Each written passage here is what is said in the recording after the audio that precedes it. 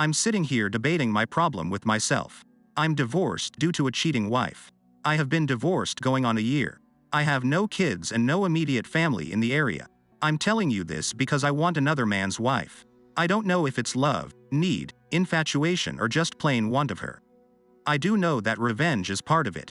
You see, I don't know her that well. I have been seeing her often when I go to lunch. She works in the same building as I do. I have been trying to find out as much information on her as possible. I am going to have her, but my problem is, then what? It's a horrible feeling in a sense. To want someone so bad that I would be willing to take her by force if necessary. So far I found out she is around 30 years old. A nice petite build. She wears mini skirts or tight pants. She's married to a loser as far as I can tell. She has no children and is somewhat of a flirt.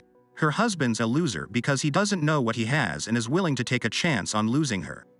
The worst thing about him is he broke up my marriage. He did that with my wife and now I will make him pay. I figure if I take her I will be doing her a favor.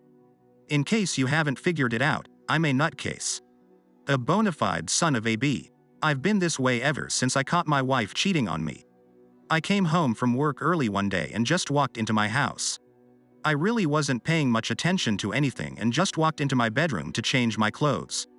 There in the middle of the bed lay my wife with another man. She saw me and screamed, and the sorry bee thought he was doing a good job on her. I grabbed him by the shoulders and pulled him off my cheating wife. As I threw him to the floor and started beating him, he was finishing. My crazy wife just kept screaming.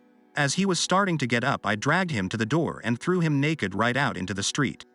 I threw his wallet and car keys onto the grass, but not his clothes. He got up, staggered to his car, and drove away. I never saw or heard from him again until one day fate just intervened. I then walked back into the bedroom where my sorry excuse for a wife was getting dressed quickly. She was crying, "Kevin, it's not what it looked like. Please let's talk about it. We can work this out." "Not what it looked like," I said. "It looked like you were having fun with that in our bed." "Were you having fun with him or not?" "Please, Kevin, let me explain." I interrupted her. "Either you were doing this or you weren't. Which is it? It isn't that hard of a question. Just answer it." I waited a few seconds and said, "Since you're having such a hard time with that one question, our talk is over. I'm going out to have dinner. You have 1 hour to get whatever you want and get out of my life. If you're still here when I get back, I'm going to throw your sorry out. That's it, you have 1 hour. That's the end of this conversation." Then I walked out the door. I waited 2 hours before going back. I was hoping she would be gone. You see, I'm a man of my word and I would have do it even though she's a woman and my wife. When I got back home, she was gone and most of her personal stuff was gone also. She left me a note. I wasn't even going to read it, but then thought maybe I should. Note from Rachel. "Dearest Kevin, I made a mistake, a really big mistake. Jim doesn't mean anything to me. He was an old school friend that I ran into. We were lovers back in school. You knew I wasn't a when we got married. It was Jim who was my first love. Things just happened and old memories never die. I ran into Jim at the mall. It was so good to see him again. Just as an old friend. Well, he started flirting with me and I started remembering old times. He asked me where I lived and we came to the house. I should have known better, but I made a mistake. When we got into the house, I showed him around. When we got to the bedroom, he took me into his arms and kissed me. It just seemed like old times. Then it happened. We started doing it like we used to and then he took me. God, I wish it never happened, but it did. I'm so sorry for hurting you. Please reconsider taking me back. I promise to be a good wife and never to cheat again. I really do love you, Kevin. Love always." Rachel. The note just hurt me worse. Now the guy had a name. I loved my wife, but I'm one of the nutcases out there that believes love can be lost. In my case, it was totally gone. It was replaced with revenge. Revenge isn't necessarily something you want. It's something you just have to do. I would get mine. I called off work the next day, seeing I had to change our checking and savings accounts. I called most of the credit card companies and canceled them. I kept 2 that were in my name only for any expenses I might incur. I'm a hard-nosed and not afraid to admit it. That's just the way it is. Rachel's dad called and asked what the problem was between me and Rachel. I got pissed and said, "What the F is the matter with you? Don't tell me you didn't have the B to ask your own daughter." "Well, George, I caught your precious daughter doing this with one of her friends in our bed. I'm not the forgiving kind and threw her out. She had a chance to take whatever she wanted and I'm not giving her another damn dime. If she wants to go to court and bring out the dirty laundry, that's fine with me. Otherwise, leave me alone. Then I just hung up the phone. 2 days later, Karen, who is Rachel's younger sister, called me and asked if I would talk to her for a few minutes. I told her go ahead and talk, that I was listening. She started out saying how Rachel was so sorry until I cut her off. I don't care how sorry Rachel is. Do you have anything else to say? If you say the name Rachel again, I'll hang up. Your sister doesn't exist in my life anymore. Karen asked if there were any more personal items that belonged to her sister left at the house. I just told her that her sister had an hour to take all she wanted with her. If she forgot something, then that was too damn bad. Karen mentioned a few items. I was starting to get pissed again. So I responded in the only way I knew. Karen, I'll tell you what. You come over here and do this with me on my bed and I'll let you take whatever else you want for your precious sister. She screamed back, you sorry son of a, how dare you to talk to me like that? Wait until I tell my husband and you can deal with him. Does that mean I'm not going to get a chance to have it with you? I always thought you'd be a pretty good. Well then send that sorry excuse for a husband over here. I wasn't afraid of. He was just a yes person to his wife. I had no doubts I'd ever see him at my door. I could hear someone in the background on the phone. I knew it was Rachel. Karen must have handed her the phone. All I heard was, Kevin, you son of a, then I just hung up the phone. I contacted my lawyer and had him fill out the necessary papers, giving Rachel nothing. We were renting the house, we each had our own car. Other than that, I just kept the savings accounts. Rachel never fought the divorce.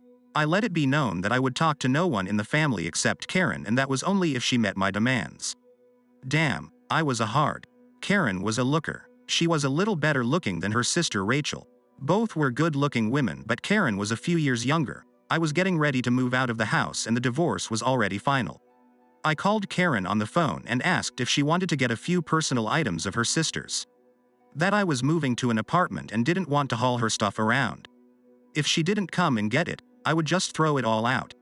She quickly said yes, she would come and get the items that evening. I told her to either come alone or bring that sorry excuse for a husband with her. Under no circumstances was Rachel to be at my door. When Karen arrived at my door that evening, she was alone. I asked about her husband, but she said he was busy. I knew the truth was that he was afraid and she knew I was going to do it.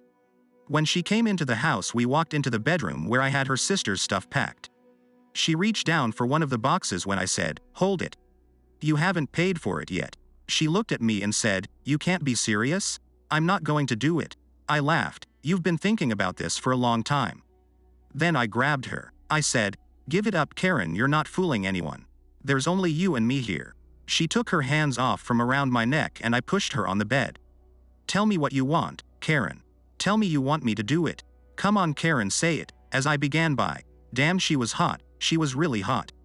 "Please, let's do this, Kevin, I want this. Even if I'm married, do it. Heck you. You're just like your sister." "Then I'll do it." "Well, Karen, what will it be?"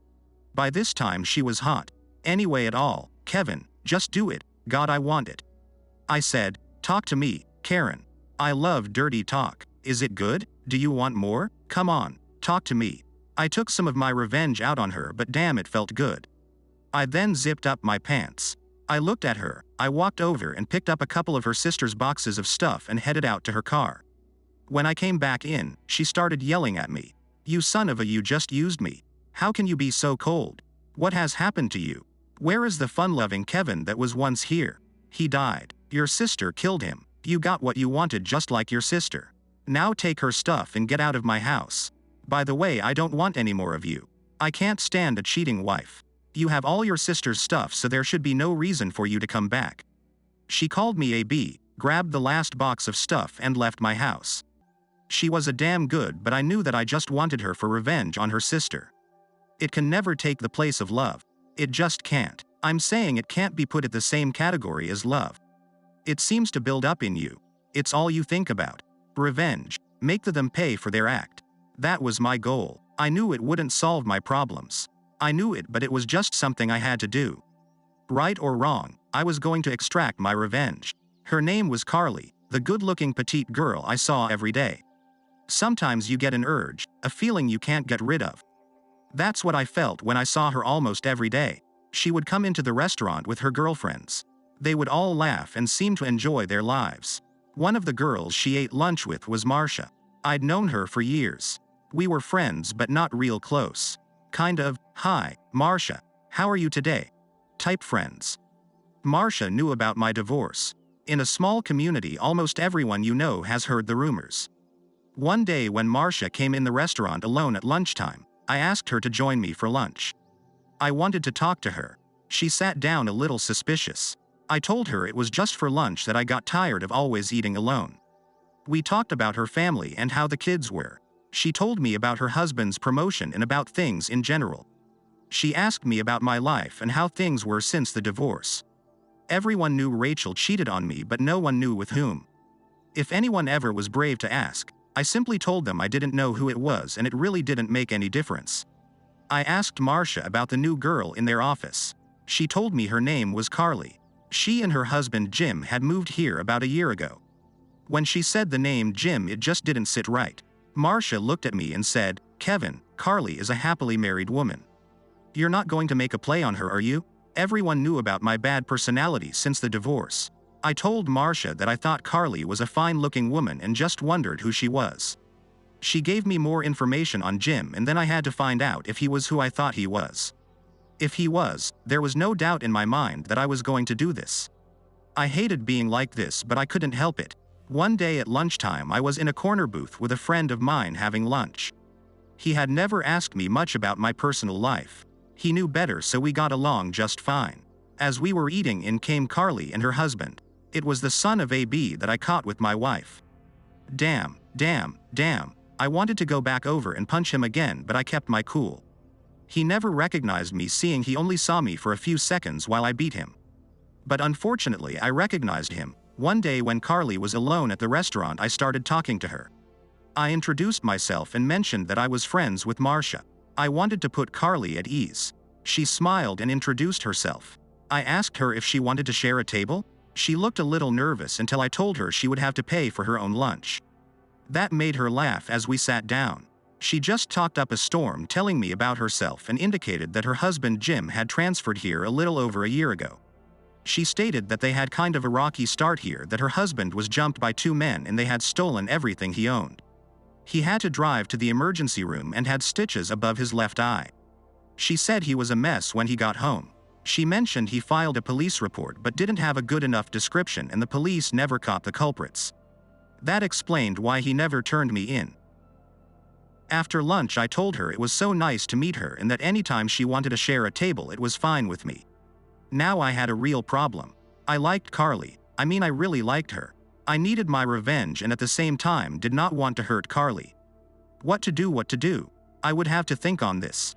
I saw her almost every day, most of the time with the other girls from her office. She always looked over at me and smiled. One day in passing, I told her I was going to start lunch an hour later, so I probably wouldn't have a chance to eat lunch with her again, but lo and behold, the next day she took her lunch an hour later and was alone. She came to my table and asked to join me. Of course I said yes, and we started having lunch almost every day together. We started to become good friends, and I was starting to have strong feelings for her. One day I got up and said to her that I thought she was one of the most beautiful, nicest women I'd ever met. If she wasn't married, I would ask her out. She acted nervous and said, "But I am married, Kevin. I might not have the best marriage, but I won't ever cheat on my husband." I couldn't. It's just not right. I had to ask her about that last statement. What is wrong with your marriage? She had tears in her eyes and said she thought her husband had been cheating on her, but she wasn't sure. I took her hand and just held it for a minute. She was shaking as I did my best to calm her down.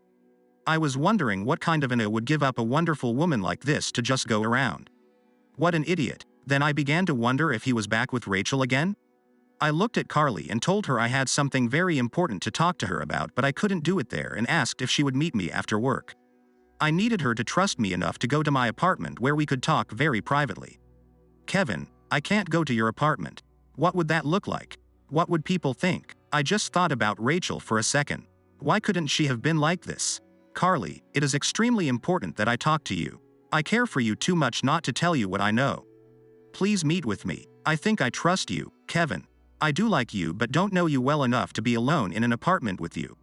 Can we meet here and either talk in the car or in a restaurant? Okay, Carly, let's meet here after work. I'll even buy your dinner. She smiled at me and said, boy, it must be important if you're willing to buy dinner, as she laughed. I had to get my thoughts in order. What would I say? How would I say it? I didn't want to take the chance of alienating Carly. I wanted her for my revenge, but now I also wanted her for me. Yes, old hard-nosed son of a Kevin was falling for another man's wife. Damn it, it wasn't supposed to happen this way.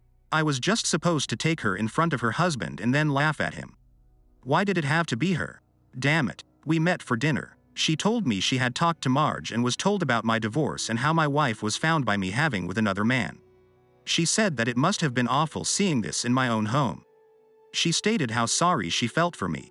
She was so afraid of finding out the same kind of information on her husband she didn't know how she would handle it if it happened to her. Carly, there is a few things I must tell you about me. I know you're married, but I'm falling in love with you. Please, Kevin, don't say any more. I'm a married woman. Carly, it is imperative I tell you these things. I must tell you and you have to listen, please. As I said, I'm falling in love with you. My problem is I'm a hard-nosed bee. Finding my wife and her lover together made me that way. I know you've heard people talk and say what a mean bee I've become. I can't help it. I wish I could. I'm always walking around with a chip on my shoulder. My wife put that chip there along with her lover. My plan was revenge. I was going to find her lover's wife and do it with her in front of her husband. Yes, the son of AB was married also. Carly interrupted me. Please, Kevin, you don't need to tell me this. It's so personal and I know it hurts for you to talk about it. I hear it in your voice. Let me continue, please, Carly. As I said, I was going to get revenge on my wife's lover. Now I have a big problem. The woman whom I was going to take is a woman I've fallen in love with. Carly put her hands over her face in shock. She knew the man was her husband and the woman I fell in love with was her. Carly had tears rolling down her face. My God, it's so hard to believe. How do you know? How can you be so sure? You were going to do it for revenge against my husband? She was crying harder. I went to put my arms around her to comfort her, but she stopped me. Please don't touch me right now, she said. I need a moment to think. Carly, a year ago I found the man in my bedroom. I beat the S out of him and threw him out of my house without any clothes. All I knew was that his name was Jim. I then pulled out the note from my pocket that Rachel had left me. For some strange reason I had kept it. I handed it to Carly to read. She cried as she read it. I watched you for the last 6 months coming down to the restaurant to eat lunch. Day by day I waited to see you. You were the only bright spot in my life and I didn't even know you. But I was slowly falling for you. I didn't know at the time you were married. I never approached you because I had temper problems and was still planning my revenge. Then one day I asked Marge about you. She told me you were married and I felt bad. I really wanted to get to know you better, but I didn't want to ruin your marriage. Then another day your husband met you for lunch. That was when I knew who he was. I did everything in my power not to do it with him again. If you had been any other woman I would have taken you in front of him by now. Just for the revenge. Carly was crying with her hands folded in front of her. I continued, I was falling in love with you and couldn't do it to the woman I love.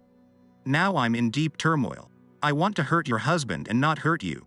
The last year has all been about revenge.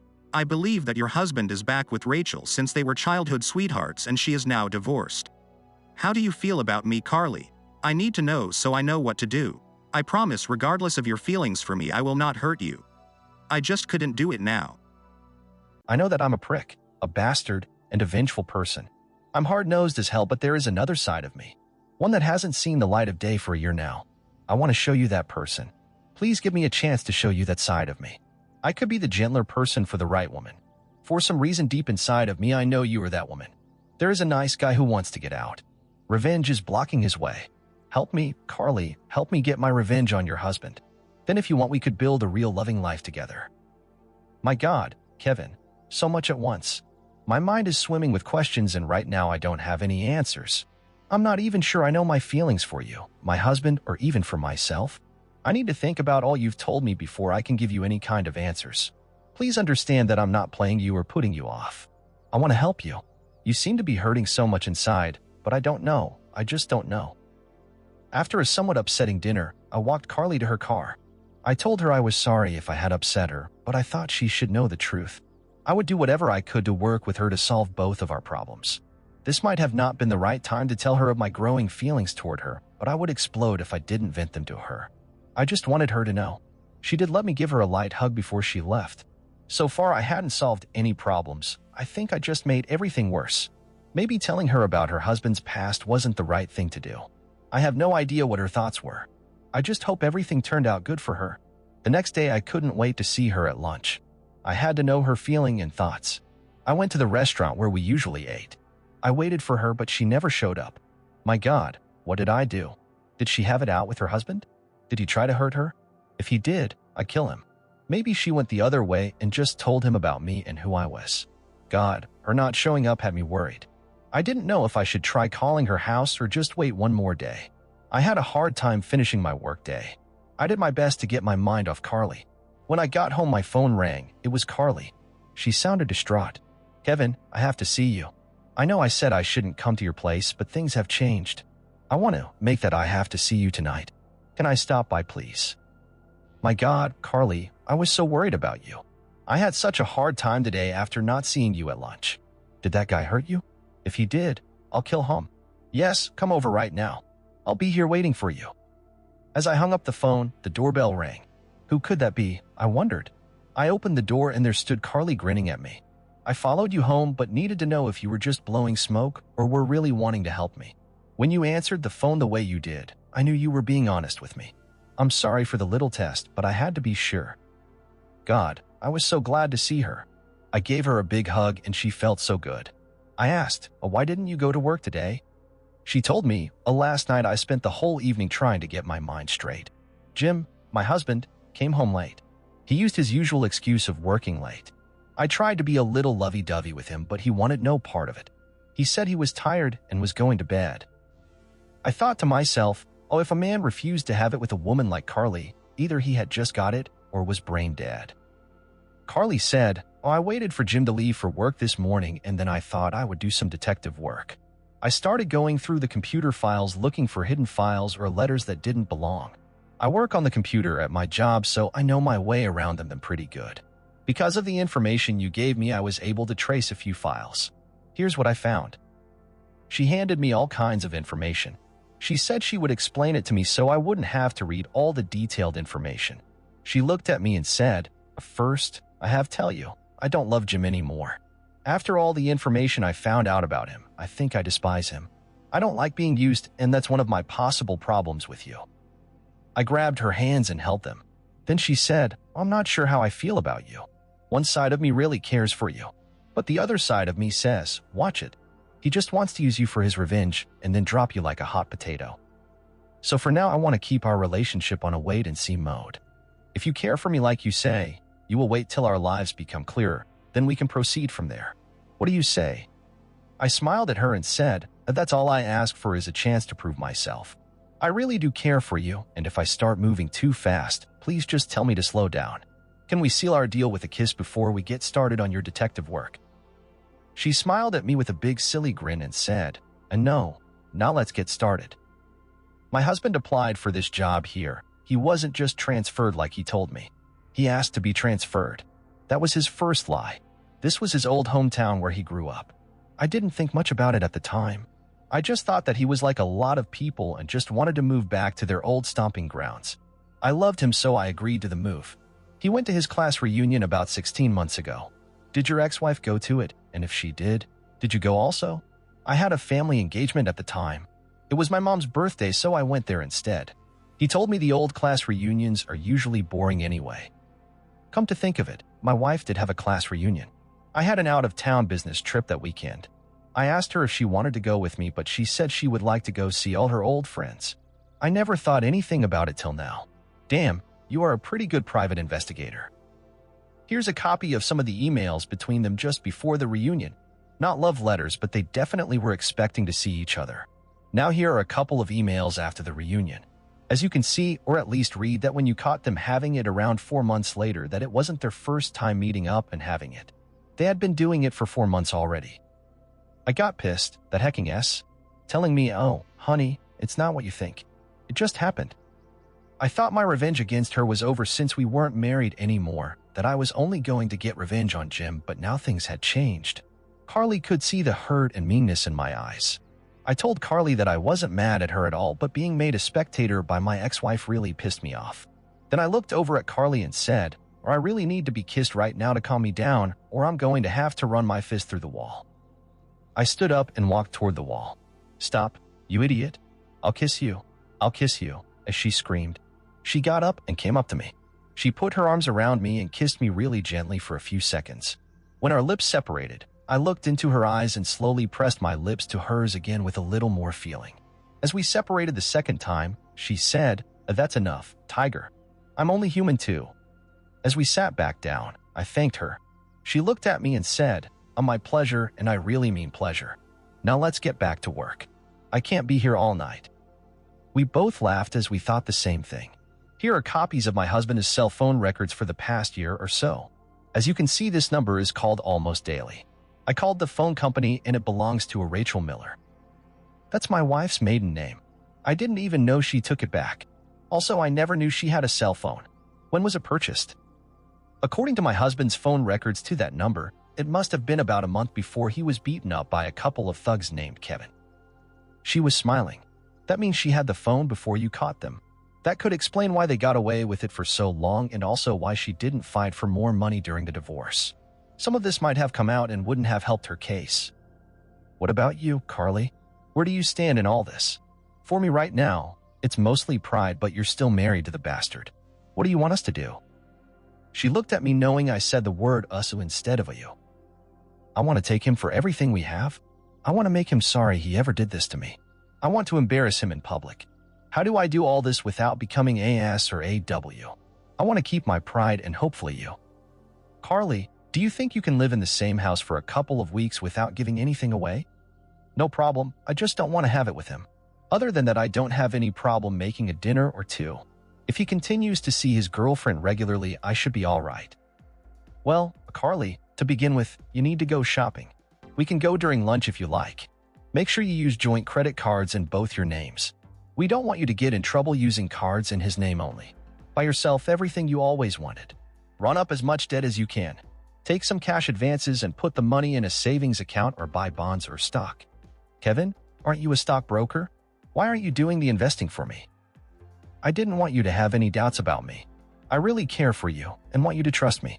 I can invest the money for you if you like. I just want you to know that I don't want any of it. I'm here to help you. If you decide to make love to me at some point, that will be the revenge for me. We figured that the credit cards were going to be our starting point. As she got up to leave, I asked her if I get any more kisses tonight. She put her arms around me and opened her mouth slightly and kissed me. I was feeling like a teenager and pulled her body into mine. Then she pulled away saying, "Damn, you're good. See you at lunch tomorrow." She smiled and got into her car. The next day, instead of eating lunch, we went to a couple of banks. Using her joint credit cards, she took thousands of dollars as cash advances. That would give her a month to make all her transfers before the credit card bills came due. She was smart. She didn't max out any cards, just in case he was to use any of them. She did find out he was charging a motel room twice a week on one of the cards. We did the bank thing for 3 days using 7 different charge cards. I took the checks and invested all the money for her. I used tax-free government bonds and other accounts that would be hard to get the money out of. Carly had me put the accounts in my name so her husband wouldn't be able to get any of the money. I did make her a co-signer of the accounts so I couldn't take any money without her signature. The co-signer was my idea. I wanted her to feel safe about the investments and about me. I started to check out the latest on my ex. I couldn't find much. I gave Carly whatever information I could about her and she ran with it. She said that Rachel was now working for the same company as her husband. Rachel was one of the company's secretaries. Carly used her connections and found out where they spent their time when not at work. Since they have been cheating for so long, they didn't think anyone noticed. Carly had her girlfriends start taking pictures and notes on whatever was happening. I found out everyone loved Carly. All the other secretaries respected her. Whenever they had a computer problem, they called her. I found out she was literally a computer geek without the geek look. She went from office to office helping all the secretaries with their computer problems. They never felt belittled or were made fun of because Carly would always take the time to explain the procedures to them. They all felt protective of her. I didn't know about my revenge. How was I going to do it? I couldn't do it to Carly, not now that she was the only good thing in my life. My ex-wife was out of my life, but I wouldn't mind getting a little revenge on her since this was a long-running affair before our divorce. But how and what could I do? Without Carly's help, I wasn't sure I could pull it off. Carly had told me she couldn't just have this with me right now. If she did, she wouldn't be any better than my cheating wife or her husband. She did care for me, but was still a married woman. I needed a plan. What to do. As I told you, I was a badass and have been for a year. I worked out and kept myself in good physical shape. I had to. I've been around a lot of friends that were of a questionable nature. To be frank about them, they were pimps. I was their investment broker. Together we made a lot of money. They made the bucks and I invested it for them. Yes, I did make it with a few. Believe it or not, some of them were really nice people. Of course, others weren't so nice. Luckily, I knew which were which. They really were good to have as friends. They brought a lot of business my way, just because I didn't belittle them. I might not have agreed with their lifestyle, but they were people too. I gave one of my friends a call and asked him for a favor. When I got done explaining it to him, he laughed out loud and said, "Man, you are one bad guy. You know it's going to cost you. No freebies in this world." I told him, "And no problem, Big Louie, as long as it's done right. There might even be a bonus in it for you." Good deal. My plan is finally starting to come together. Carly and I got together one evening to plan our sting operation. She was worried that I might still want to take her in public, and it was against everything she believed in. She really was a special woman of good character. I promised her with God as my witness that I would never hurt or embarrass her in any way.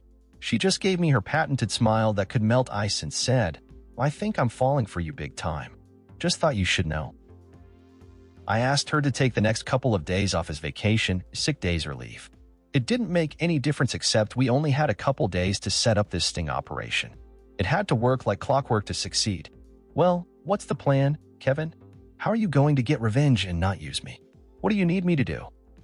First, stop asking so many questions, as I smiled at her. Now next Wednesday you say they have room 109 booked. Is that correct? Yes, they have it reserved until 10 in the evening. They seem to always reserve the same room and always for about 5 hours. Not the best of motels, but they need to rent it by the hour. Funny, the way Jim made love to me, he could have rented it for 15 minutes and saved a lot of money. Okay, now tomorrow I'm going to reserve the same room for Wednesday morning. I am going to be setting up a remote-operated VCR. While I'm doing that, you need to go see my lawyer. Sally Hawk is the best damn take no prisoners lawyer out there. Here's what you want written up. It's going to be your divorce decree, stating that you want a divorce under these circumstances. Then Wednesday night you will have to get Jim's signature on it. How do you know he'll sign it, Kevin?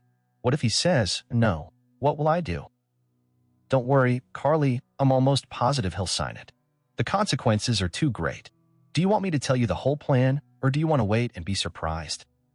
My God, Kevin, you're making me a nervous wreck. I don't think I could wait to find out anything. You seem so excited, and it's rubbing off on me. The only thing I want rubbing on you is me. You're so very special to me that I want you as much as this revenge. We will get the revenge. It's for both of us. Then I just hope you feel the same about me as I do about you. Then my revenge will be complete. Are we going to completely ruin their lives, Kevin? I don't feel real good about that. I just kind of want to get even. We are going to put their lives in turmoil, but their lives will go on, unless they are foolish enough not to sign your divorce papers. Okay, sweetheart, here's the plan. They usually meet between 5, 6 o'clock. Since Jim usually gets there about a half hour before Rachel, we are going to do a job on him. I have my friend, Big Louie, stopping by to pay Jim a visit. He will have Sally and Sue with him. They are who are not working at the present due to a bad case of disease. I'm paying them to have this with Jim. Both of them. Big Louie is there to make sure he takes care of his women. The last thing that Jim would want to do is cross Big Louie. How do you know these people, Kevin? They're my clients. They bring in a lot of money and I help them invest it. Of course, when Rachel shows up, she can have a choice. Be with her lover Jim, or Big Louie will get his rocks off. Now during all these acts, you and I will be sitting in the van running the remote control. Then when the time is right, you will walk in, catch them in the act and ask for a divorce. Then you will walk over to the closet and give Jim a choice. Sign the divorce papers or you will leave with the tape and you will send a copy to his employers and to the company's home office. The choice is his. Then after his choice is made, you come back to the van. Big Louie will be there to protect you from any harm. He will not leave until after you go. Well, what do you think, Carly? Is it a go? She smiled at me and said, "But you're doing this more for me than for yourself, aren't you?" God, you know there is another side of you and I'm beginning to like it very much. It's a go. Over the next couple of days, we set everything up. Carly saw Sally Hawk, our lawyer, who said she wanted to be there herself to serve Jim with the divorce papers. There was no doubt she would have his signature on the legal document. She was the most well-known divorce lawyer in the state. Sally said that this was such a cool plan and that we have sent her a lot of business over the years. She was a good friend and just wanted to be in on a sting. Big Louie was ready. We paid him in advance and told him he'd get an extra $500 if all went well. He just smiled and said, "No problem." I went over to the motel and rented the room for the afternoon on Wednesday. The desk clerk said I had to be out by 4 p.m. because this room was already rented. I met up with Carly and we went to a really nice restaurant to have lunch. Lo and behold, there was my ex-sister-in-law having lunch with some guy who wasn't her husband. I told Carly who it was and she asked if it would hurt our plans any. I told her that the man with Karen was not her husband, and seeing she didn't know Carly, we could enjoy our lunch. When Karen saw me, she was horrified. Caught in the act, so to speak. I could see she was extremely nervous and was wondering who I was with. Carly looked great, her skirt about 4 inches above her knee. Carly caught on real quick. She moved into the seat next to me instead of across from me. She then turned my face toward her and kissed me. She put everything into that kiss. Not only was Karen watching, but so was everyone who could see us. Carly pulled back and smiled, saying, "I think that got anyone's attention?" Then she kissed my open mouth again. She stopped when the waiter was making some strange noises. I looked at the waiter and said, "She is one beautiful woman, isn't she?" He replied, "Yes, she is, sir." "She belongs to me, don't you, sweetheart?" As I looked at her. "Only you, baby. I belong only to you," as she smiled. God, I hoped it was true, but I knew she was putting on the show so my ex-sister-in-law would have something to say to Rachel. Karen never did come over to see us. Geez, I wonder why. Carly and I finished up our lunch and then headed out the door. We went to the electronics store and picked up the equipment we needed. As we were checking out, she said the kiss in the restaurant was for real. She said she meant it even though she did do it despite my ex-sister-in-law. Wednesday morning came. Carly and I were both on edge. Any sting operation puts the nerves on edge. Every detail had to be timed and done right. Not much room for error. Carly met with Sally to make sure the divorce papers were in order. I went to the motel room and set up the video equipment. I parked the rented van just around the side of the building so it wouldn't be conspicuous that evening. I went with Carly to see Big Louie. When he saw Carly, he about shit himself. "Geez, man, who's the baby doll?" he asked. I looked at him and introduced Carly. I know she was nervous, but Big Louie had a tendency to affect people that way, standing about 6 feet 6 inches and weighing in at about 320 pounds, but he was a really smart guy. He had a master's degree in business. His net worth was in the millions. I know because I was his finance broker. He could see she was nervous and told her, "Don't worry, little lady. No one's going to hurt you. Kevin's my friend and I respect the man. I'll see to it you're protected. No one is going to hurt you." She felt a little better and thanked him for his kindness. Louis said he and his girls would show up around 5:15 p.m. He wanted to give Jim a few minutes to get organized. Earlier in the day, Carly applied some of her computer expertise. She sent an email to both Jim and Rachel saying the note was from the other. It read, "Sweetheart, I have a very special treat for you tonight. Please, when you arrive, don't ask any questions. I know you will be surprised. Just go along. Also, to make it extra special, let's not communicate the rest of this day. I want this to be a night that you will always remember. Love you. Me." At 4:45 p.m., Carly and I got into our van and waited. At exactly 5 p.m., Jim arrived and went into the room. It was now 4:45 p.m. Carly and I got into our van and waited. At exactly 5 p.m., Jim arrived and went into the room. We were very nervous. This was a big undertaking for us. At 5:15 p.m., we watched as Big Louie approached the room with Sally and Sue. As they knocked on the door, we turned on our cameras. We didn't want to start the tape until the action got underway. We had 2 cameras running, one from above the lights and the other from inside the smoke alarm. It was unbelievable the quality of picture from a pinhole camera. I had to remember to return tomorrow and retrieve my cameras. Carly and I were nervous as hell as Big Louie knocked on the door. As he opened the door, we heard Jim say, "Who are you?" Louie explained, "I was paid to bring 2 of my women to this room for some excitement." Jim said, "There must be some mistake." Then Louie asked, "Do you have a problem having fun with my ladies, buddy? Are you Jim Nelson?" Jim replied he was but didn't expect company. Louis told him that they were paid in advance to come to that room and have it with the occupants. Louis told him they weren't a charity and were not returning any money. Then he pushed his way in and told his girls to help Jim off with his clothes. We started the tapes. Jim was nervous, you could see it on the tape. He thought this was the surprise that Rachel had for him since he had gotten the email earlier, so he went along and removed his clothes. A little information about Sally and Sue. Sally was black and Sue was Caucasian. They really were good-looking women even though they were hookers. They were good at what they did. Of course, the only problem was at that time they had disease and it could be passed along very easily through contact. These gals had Jim lying on the bed and were rubbing his body all over. Big Louie just sat back in a big chair and watched. The girls were good. They had Jim hard in no time. That's when Sally, who by then was naked, climbed on Jim who was laying on his back end. Carly was watching through our remote. She was both sad and glad at the same time. Sad that her husband of 5 years chose to cheat on her, while at the same time glad that her revenge had started. Jim was already wanting finish, but these gals were pro. Sue grabbed him and did something to him. There was a knock on the door and Big Louie opened it to see Rachel standing there. He told her to come in. She asked what was going on when she saw her boyfriend Jim laying on the bed with a woman. As she entered the room, she didn't know what to think. All she knew was that Jim had sent her an email saying something special was going to happen that night. As she entered the room, Big Louie told her to disrobe.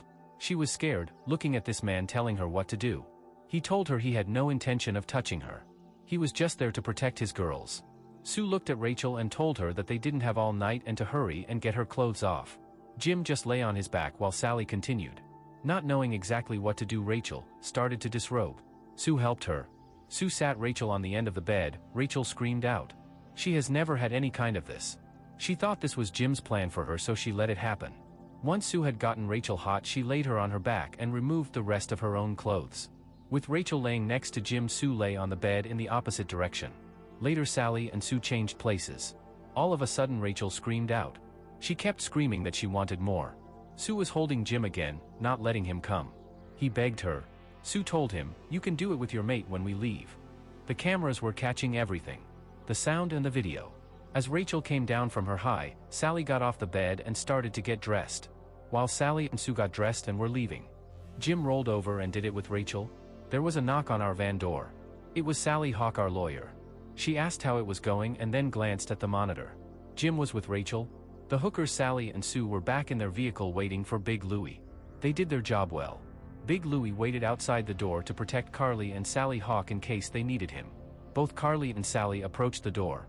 Carly was first to enter the room. "You goddamn son of a b. You worthless piece of. You goddamn cheating c." Carly used every swear word she ever learned. "I want a divorce and I want it now." Jim and Rachel stopped to see Carly in the doorway yelling at them. They knew they were caught red-handed. There was no way they could explain their way out of this one. Carly continued to speak. "Why, Jim, why wasn't I good enough for you that you hooked up with this? I knew you were having an affair. I had hoped you would have gotten it out of your system, but no, you continued and continued it. I have had enough. I want a divorce and I want it as soon as possible." Then Sally Hawk walked in. "Jim, this is my lawyer, Sally Hawk. She will tell you the terms of the divorce decree. I expect to get the divorce started tonight so I can have you out of my life as soon as possible and you can have your girlfriend." Both Jim and Rachel got out of the bed and started getting dressed. Also, they never had time to take a shower, so disease was probably starting to set in. "I'm Sally Hawk, Carly's lawyer. The terms of the divorce are very simple and very clear.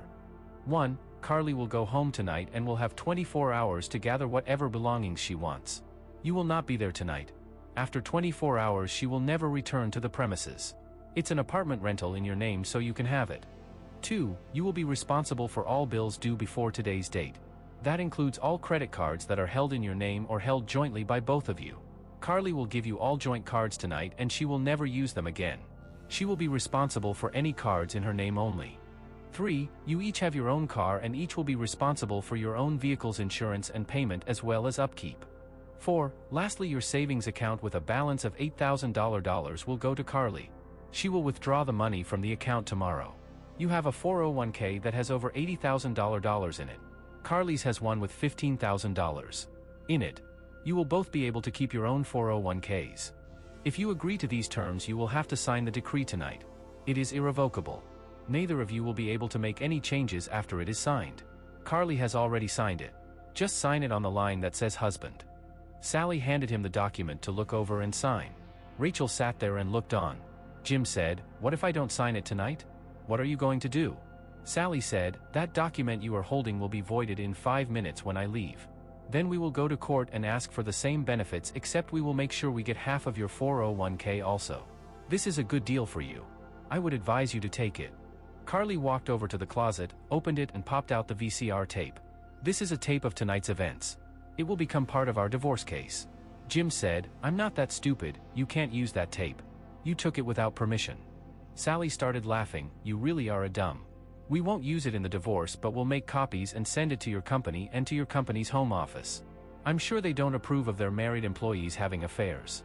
Jim took a couple of steps toward them when Big Louie re-entered the room. "You weren't going to hurt my friends, were you, Jim?" Jim backed off. "Well, Jim, you now have 3 minutes to make up your mind and then we will be out of here," Sally stated. Rachel turned to Jim and in almost a whisper said, "Jim, Sally Hawk was my husband's lawyer and I didn't get a damn dime. She's said to be one of the best in the state. You better take that offer or you will be up the creek in a boat without a paddle. Besides, we'll lose our jobs if that tape gets in the wrong hands."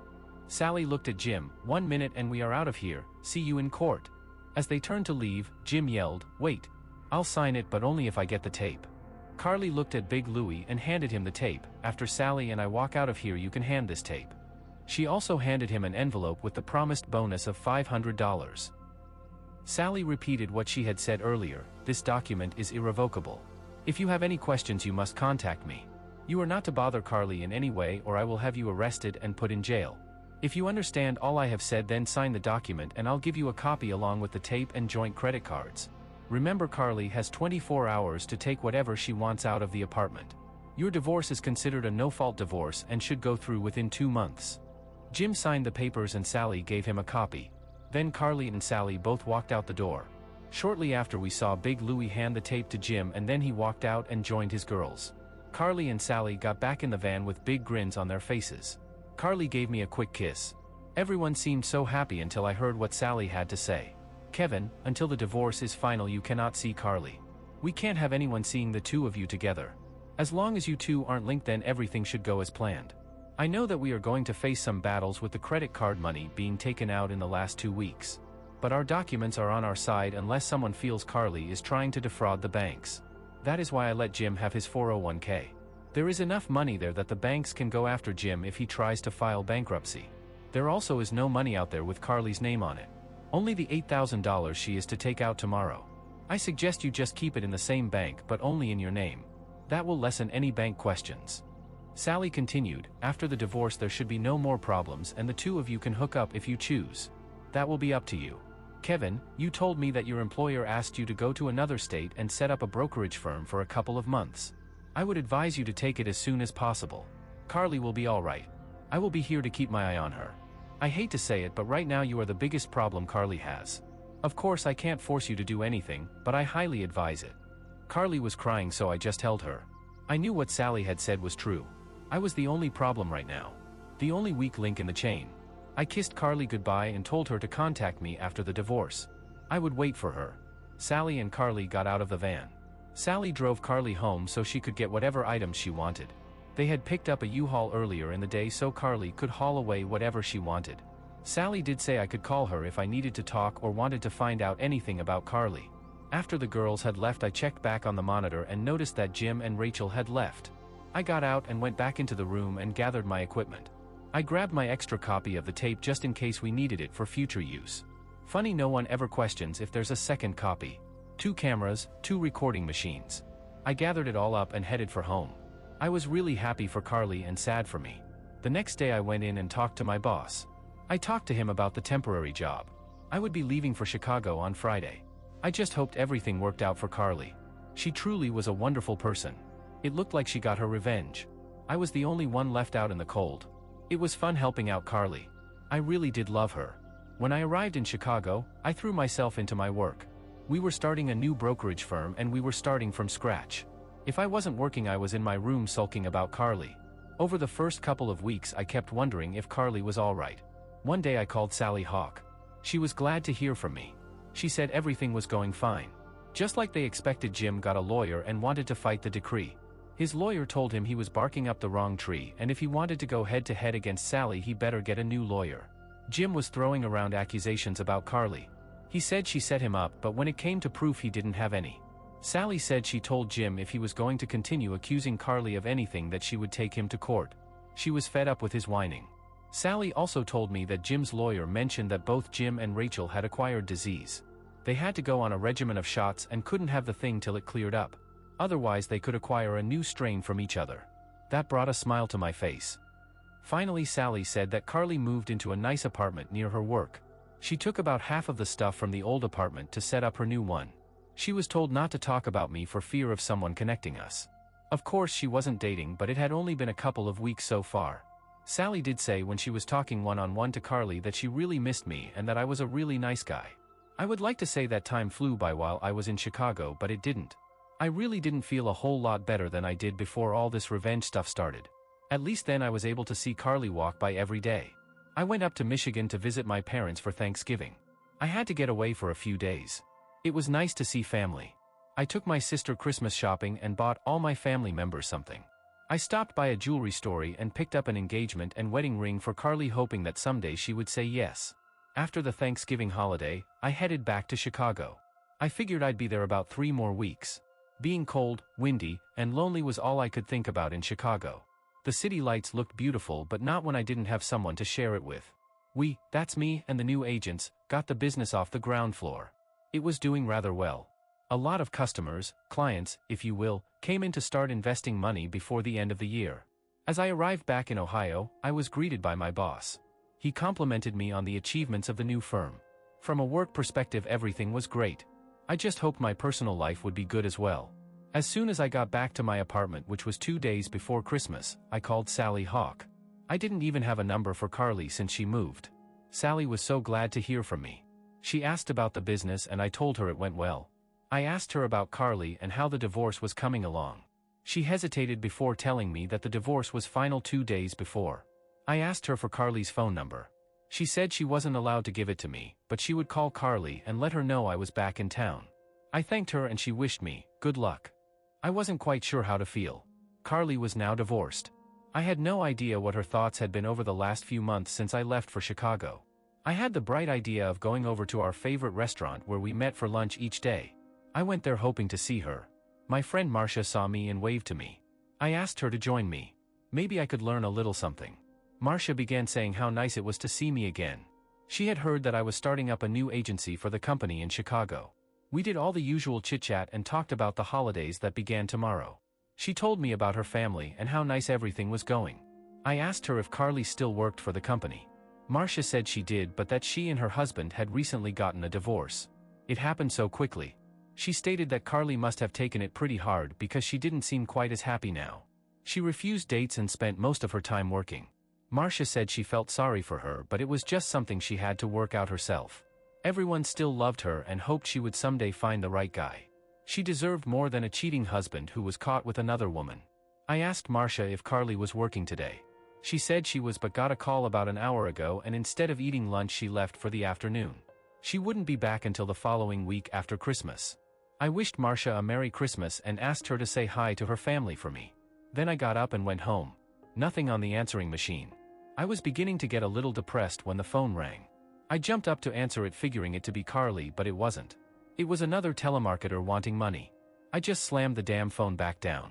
I knew she had to call me about her investments. On second thought, she didn't have to. We had other agents who could have updated my files for clients while I was gone. The agents and I would share any new business that was assigned to my customer base. I could call the office and see if there was any action taken on any of Carly's accounts.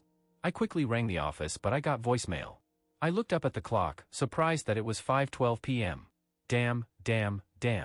The offices would be closed till Monday for the holidays. I was in the dark here on a holiday weekend. All the offices were closed. Damn it. My emotions were starting to run amok. Did I have her or did I lose her? Damn it, I needed to know something. How was I supposed to make it through this weekend not knowing anything? The phone rang again. I ran to it and answered it. It was Sally, my lawyer. She had called to inform me that she was able to get the message that I was back to Carly. Also, she wanted to let me know that everything about the divorce was final. Jim couldn't file any more motions. He tried but lost them all. He had to cash in more than half his 401k to satisfy the bank credit card charges. I told Sally she was a real friend and was great to do business with. I thanked her for the information and wished her a Merry Christmas. There was a knock on the door. I opened it to find that it was Mary, my neighbor. She collected my mail and cleaned up my apartment for me while I was gone. I invited her in for a few minutes. She was a nice older woman who cleaned apartments to supplement her income. She usually cleaned mine about twice a week. She handed me my mail and gave me a tray of homemade cookies for the holidays. I asked her to wait a second because I had a gift for her also. I went in and gave her an envelope with 3 crisp $100 bills for Christmas. She smiled and thanked me, then she left. We needed more nice ladies like Mary in this world. She was a delightful person to be around. I was getting hungry, so I called the local pizza shop and ordered me a pizza. I asked for it to be delivered. I didn't want to go out anymore tonight. I asked them to stop by the grocery store and pick me up a 12-pack of Miller Lite beer as well. That's the nice part of living in a smaller city, the so-called hometown conveniences. I decided to turn on the TV to watch the latest news and wait for my pizza to arrive. A half hour later the doorbell rang. I got up to get my pizza. When I opened the door, there stood Carly with a big smile on her face. I had tears growing in my eyes and said, "I thought you were the pizza guy."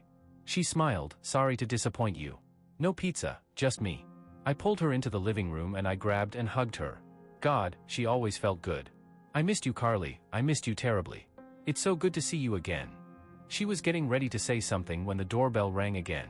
I opened it and it was the pizza guy with my beer and pizza. I quickly paid him and closed the door. Then I turned back around to Carly.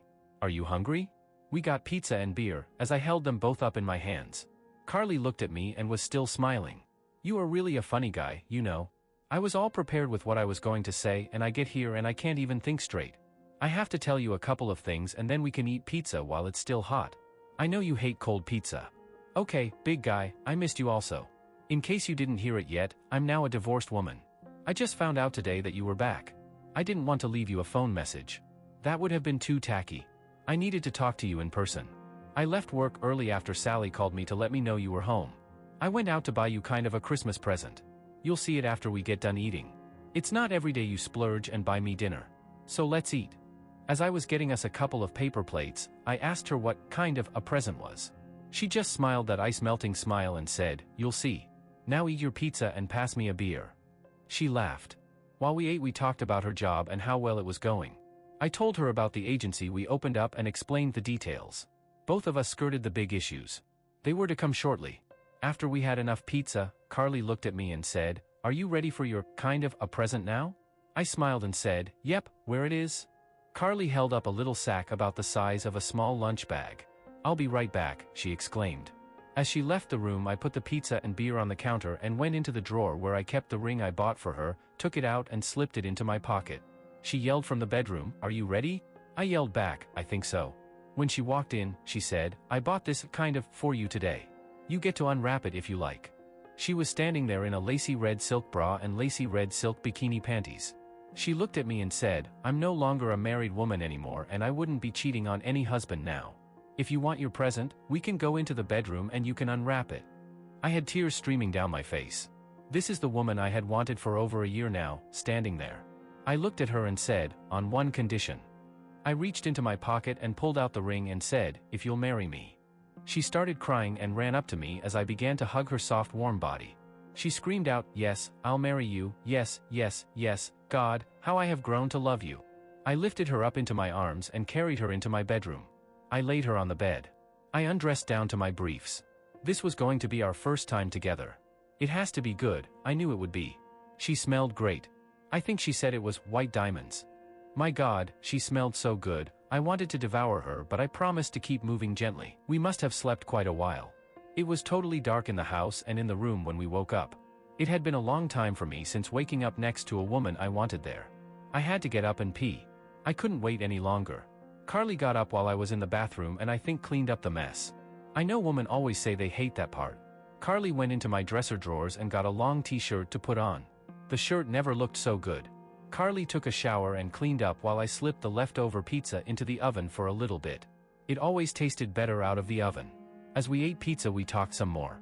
I asked Carly when she wanted to get married. She replied that she wanted it to be as soon as possible. She didn't want to wait. By then it was about 10 p.m. in the evening. I called Sally Hawk at her house. She answered by asking, "What's the matter, Kevin?" She must have had caller ID. I told her that Carly and I had a problem and maybe she could help solve it seeing she was a lawyer. "What is it, Kevin?" "I'll help if I can. Carly and I want to get married as soon as possible, but tomorrow is Christmas Eve and we need a judge to marry us. Do you know anyone?" Sally started laughing.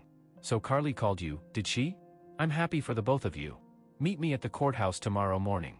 We'll get your marriage license and then come to my house. You see, Mr. Hawk, my husband is a judge. I know he'll marry you. See you tomorrow at 9 a.m. sharp." The next morning Carly, who was dressed beautifully, and I, dressed in a suit, met Sally at the recorder's office. We got our license and headed over to Sally's house to get married. Her husband seemed to be a pretty nice guy for a judge. You never know what to expect with lawyers and judges, but we knew Sally was the best. Carly didn't have much family left in the area. Just a few distant cousins. So we decided to head up to Michigan and surprise my family with my new wife. To say they were happy or overjoyed would be putting it mildly. Ecstatic would be a better word. They all loved Carly. How could they not? She was definitely part of the family. Wow, Christmas turned out pretty good after all. We had to head back after Christmas. We both had jobs and now had moving to do. We decided to live in my apartment. Hers was on a month-to-month lease anyway. Each day after work we would move some of her stuff over to my place. It was fun doing just about everything together. The girls where she worked were so happy for her. They said the old Carly was back. Marcia was a bit shocked when she found out I was the new husband, remembering that I was a badass and very vengeful. I remember Carly telling her, "Don't worry, Marcia. He's a puppy and I love him dearly." The big New Year's Eve bash was coming up. Most all of the successful business people from the area attended it. I asked Carly, "Sweetheart, want to go to the bash of the year? Our first time that everyone can see us together. I want to show you off. Besides, our ex-spouses might even be there." Carly was thinking, then looked at me and said, "Kevin, I love you with all my heart and I want everyone to know it. Yes, we will be going to the New Year's party, my dear husband." I watched her starting to get ready. She looked over at me and started laughing. "What am I going to do with you? Doesn't it ever stop and take a break?" Looking at me. "Not with you around," I replied. Life was good. Off to the New Year's party we went. Carly looked stunning. She had on a red blouse. Her skirt was a black mini skirt with a lace bottom on it. She would have to watch how she sat in that skirt. Everyone wanted us to sit at their table, my boss and his group, Carly's friends, and even the few friends I had. Sally and Judge Hawk invited us to their table. That's where we decided to sit. I looked at Sally and told her I never saw a lawyer look that good. She looked fantastic. They introduced us to everyone else at their table. They were mostly judges and their wives and all seemed like pretty nice people. The music was loud, but it was New Year's Eve. Carly and I got up and danced all the slow dances. Other men asked Carly to dance, but her answer was always, "Not this year. I only want to dance with my husband." This was our year to be together. The one exception we made was that I danced one dance with Sally and Carly danced once with the judge. They were special friends. As we were dancing we found ourselves next to Karen, my ex-wife's sister. It just happened that we almost ran into Karen and her husband on the crowded dance floor. She looked and said, "Oh, my God, it's Kevin." I looked over at her and said, "Well, good evening, Karen, and Happy New Year to you." Then I said, "I'd like to introduce you to my wife, Carly. Carly, this is Karen and her husband." He reached forward to shake Carly's hand and said, "Bob, my name's Bob." Carly gave her patented smile and said, "Glad to meet you, Bob and Karen." Then Carly looked at Karen and said, "Didn't we meet before at Robson's restaurant on Old Route 40 about 2 months ago?" Bob replied, "No, that place is too expensive for our tastes." Karen turned white and said, "Nice meeting you too. We have to get back to our seats." We knew she had to get back and tell Jim and Rachel that we were there. We looked over at their table. Rachel knocked over her drink when she found out I was there. We saw them turn to look at us quickly. We could hear Rachel say, "Oh, my God, Jim, he's with your ex-wife." Jim almost fell off his chair trying to turn and look. Karen looked at Rachel and said, "Rachel, he introduced her as his wife." Jim said, "That son of a b set us up. They took us for over $100,000. Plus they set us up to get a disease. How did they know everything?" Rachel said, "Kevin told me that someday he would get even with us." Jim said, "Maybe we can try taking them back to court." Karen laughed, "Give it up, you two. Do you guys see who they're sitting with? Sally Hawk and a half-dozen judges, and if that's not enough, Jim, he could kick your ass from here into tomorrow. Make no mistake, Kevin's all man and by the looks of his wife she's all woman. They make a great couple." It was after midnight and the crowds was beginning to thin. Sally and the judge said their goodnights as well as the people at their table. So after our next dance, Carly and I decided to sit in a booth not too far from Rachel, Jim and their group. Carly left for the restroom. When she came back, she looked at Jim and Rachel kind of staring at her and me out of the corner of their eyes. Carly asked me if I was ready. I looked at her and asked, ready for what? To go home, honey? No, Kevin, are you ready for your revenge? As she slipped her lacy red silk panties into my breast pocket, kind of sticking up like a hanky. Then right in front of Jim, Rachel, Karen and Bob she unzipped my pants and while facing me, she pulled up her skirt and did it. Then in words loud enough for the other table to hear she said, Happy New Year, lover. Who said revenge isn't sweet? Happy New Year.